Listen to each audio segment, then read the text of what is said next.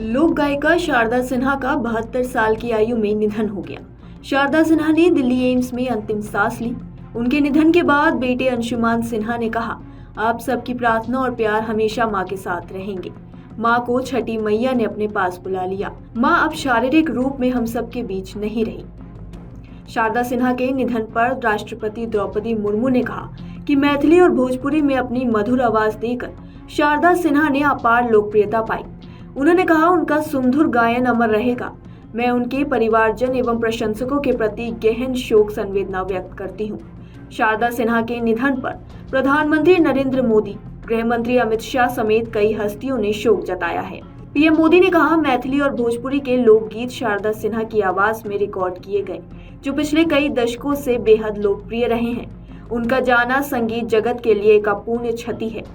शारदा सिन्हा के निधन पर बिहार के मुख्यमंत्री नीतीश कुमार ने गहरी संवेदना प्रकट की।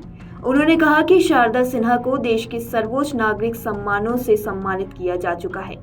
लोकप्रिय लोक और शास्त्रीय गायिका शारदा सिन्हा का नाम बिहार की संस्कृति और आकर्षण से बहुत जुड़ा हुआ है। अचानक तबीयत बिगड़ जाने पर उन्हें दिल्ली एम्स में लाइफ सपोर्ट के लिए वेंटिलेटर पर रखा गया था। शारदा सिन्हा को कला जगत में अभूतपूर्व योगदान के लिए देश के सर्वोच्च नागरिक सम्मानों से नवाजा गया था। पद्मश्री और पद्म भूषण से सम्मानित शारदा सिन्हा के बेटे अंशुमान ने मीडिया से बात करते हुए कहा था कि खुद प्रधानमंत्री नरेंद्र मोदी ने उनसे फोन पर बात कर मां की तबीयत के बारे में जानकारी ली। शारदा सिन्हा को मैथिली और भोजपुरी संगीत में उनके महत्वपूर्ण योगदान के लिए जाना जाता है। उन्हें लोक गायकी के क्षेत्र में उल्लेखनीय योगदान के लिए एक सांस्कृतिक राजदूत के रूप में भी जाना जाता है। गायकी के अलावा शारदा सिन्हा विभिन्न सांस्कृतिक आयोजनों में भी सक्रिय रहीं। लगभग 5 दशक लंबे संगीत करियर में अभूतपूर्व योगदान के लिए उन्हें कई पुरस्कार मिले। बिहार सरकार ने भी उन्हें सम्मानित किया। शारदा सिन्हा के निधन पर शोक की लहर हर तरफ है।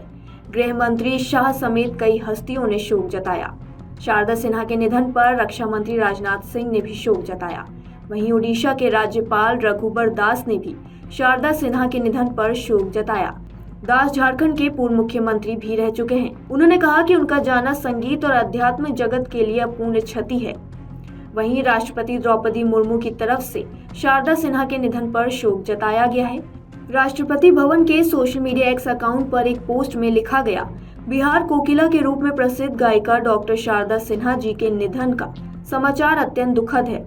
बिहारी लोक गीतों को मैथिली और भोजपुरी में अपनी मधुर आवाज देकर शारदा सिन्हा जी ने संगीत जगत में अपार लोकप्रियता पाई।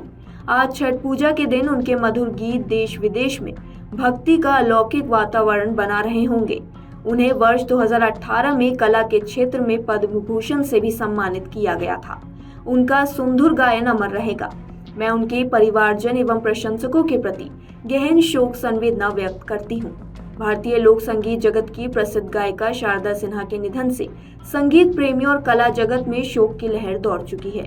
बिहार के सुपौल जिले के हुलास गांव में जन्मी शारदा सिन्हा ने अपने मधुर गीतों से भारतीय लोक संगीत को नया आयाम और अद्वितीय पहचान दिलाई।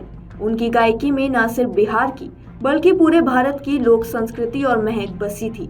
शारदा सिन्हा के गाए हुए गीत भारतीय त्योहारों और पर्वों का अभिन्न हिस्सा बन चुके हैं। विशेषकर छठ, विवाह और होली के अवसर पर गाए उनके गीत घर घर में गूंजते हैं। मैथिली, भोजपुरी और मगही में उनके सैकड़ों गीत ने न केवल बिहार बल्कि पूरे देश में लोकप्रियता पाई है। पाँव पड़ूंगी सासू जी और फुलको अखियों में जैसे अमर गीतों ने उन्हें लोक संगीत का प्राया बना दिया।